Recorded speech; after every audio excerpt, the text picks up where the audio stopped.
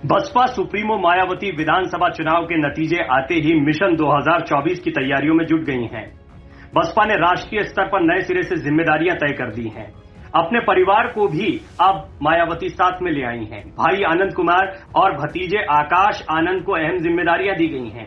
राष्ट्रीय स्तर पर अब सिर्फ एक ही कोऑर्डिनेटर आकाश आनंद रहेंगे। रामजी गौतम को इस पद से हटा दिया गया है। राष्ट्रीय महासचिव की संख्या 5 से बढ़ाकर 6 कर दी गई है। ये सारे कदम चुनाव के नतीजे आने के बाद मायावती ने उठाए हैं।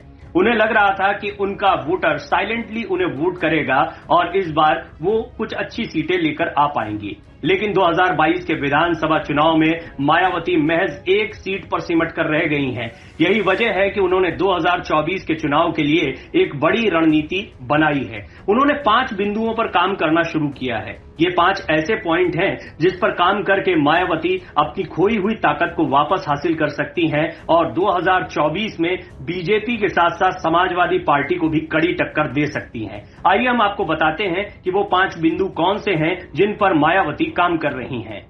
2024 के लिए मायावती ने फुल प्रूफ प्लानिंग कर ली है। उन्होंने 5 पॉइंट प्लान बनाया है और इन 5 बिंदुओं पर उन्होंने काम करना शुरू भी कर दिया है। सबसे पहला बिंदु, जो गलतियां हुई हैं उनको सुधारना, और इनमें सबसे बड़ी गलती थी दलित वोट बैंक का छिटक जाना, ध्रुवीकरण में बीजेपी के साथ चले जाना। दलित वोट बैंक मायावती की सबसे बड़ी ताकत है और वो उसे दोबारा अपने साथ लाने की कोशिशों में जुट चुकी हैं। दूसरा महत्वपूर्ण बिंदु है मुस्लिम वोट बैंक। मुस्लिम वोट बैंक समाजवादी पार्टी के साथ पूरी तरह से चला गया 2022 में। मायावती ने नाराजगी जाहिर की, कहा मुसलमानों ने गलत किया, उन्हें बहुजन समाज पार्टी के साथ रहना चाहिए क्योंकि बीजेपी का जवाब दलित वोट बैंक और मुस्लिम वोट बैंक मिलकर दे सकते हैं। तो वो इन दोनों वोट बैंकों पर काम करेंगे। ये शुरुआती 2 महत्वपूर्ण बिंदु हुए। 2022 के चुनाव में बहुजन समाज पार्टी के कार्यकर्ता कहीं दिखाई नहीं पड़े। इन कार्यकर्ताओं को दोबारा एक्टिव करना, इन्हें प्रोत्साहित करना एक बहुत बड़ी चुनौती है जो इस वक्त मायावती के सामने है। और चौथा महत्वपूर्ण बिंदु है सोशल मीडिया पर अपनी एक्टिविटी को बढ़ाना। आपने देखा चुनाव के दौरान मायावती कहीं नहीं दिखाई दी, ना ट्वीट करती थी, ना कहीं उनकी कोई प्रेस कॉन्फ्रेंस या रैलियां देखने को मिलती थी। लेकिन जैसे ही चुनाव के नतीजे आए, एक के बाद एक उन्होंने कई ट्वीट्स कर डाले और लगातार सोशल मीडिया पर एक्टिव होकर उन्होंने ये भी जता दिया कि उन्हें इसकी अहमियत समझ में आ गई है, क्योंकि समाजवादी पार्टी और बीजेपी दोनों ने 2022 के विधानसभा चुनाव में सोशल मीडिया का जमकर इस्तेमाल किया। 5वां अंतिम लेकिन सबसे महत्वपूर्ण बिंदु है पुराने नेताओं की वापसी करवाना। कई नेता हैं जिन्हें बड़ा चेहरा बनाया बहुजन समाज पार्टी ने, लेकिन वो टूट टूट कर कांग्रेस समाजवादी पार्टी में चले गए और इन नेताओं की वापसी की कवायद भी शुरू हो गई है। नसीमुद्दीन सिद्दीकी ऐसा ही एक चेहरा है। हालांकि खुद नसीमुद्दीन सिद्दीकी ने इस बात को खारिज किया है। उन्होंने कहा है वो कांग्रेस में हैं, कांग्रेस में ही बने रहेंगे। लेकिन उनके जैसे चेहरों का आना पहले के 2 बिंदु, खासतौर पर मुस्लिम मतदाताओं को अपने साथ खींचने में काफी कारगर सिद्ध हो सकता है। और मायावती इसी जुगत में लगी हैं कि उनसे टूट कर गए पुराने नेता मान जाएं और दोबारा बहुजन समाज पार्टी का हिस्सा बने। तो यह है 5 पॉइंट प्लान जो मायावती ने 2024 के चुनाव से पहले तैयार किया है। साल 2014 में लोकसभा चुनाव में एक भी सीट नहीं जीतने पर भी बसपा का वोट प्रतिशत 20% था। सूबे में बसपा का अपना काडर का वोट बैंक भी लगभग 22% के आसपास ही माना जाता है।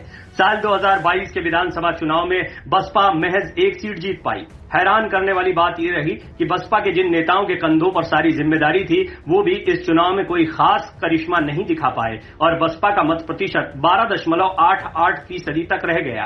अपने परिवार को जिम्मेदारियां देने के साथ साथ पुराने नेताओं को लाने के प्रयास भी लगातार मायावती कर रही हैं। ऐसे में सबसे बड़ा चेहरा जो सबसे करीबी माने जाते थे मायावती के, वो थे नसीमुद्दीन सिद्दीकी। नसीमुद्दीन सिद्दीकी की बसपा में वापसी की अटकलों के बीच उन्होंने स्पष्टीकरण दिया। सिद्दीकी ने कहा, सोशल मीडिया में झूठी खबरें चल रही हैं। मेरी मायावती जी से मुलाकात हुई और मैं बसपा में जा रहा हूं। मैं बता दूं कि ये झूठी खबर है, मेरी कोई मुलाकात नहीं हुई। मैं कांग्रेस में हूं और कांग्रेस में रहूंगा। मेरी नेता प्रियंका, राहुल और सोनिया गांधी हैं। कांग्रेस छोड़कर न कहीं जा रहा हूं और न जाऊंगा।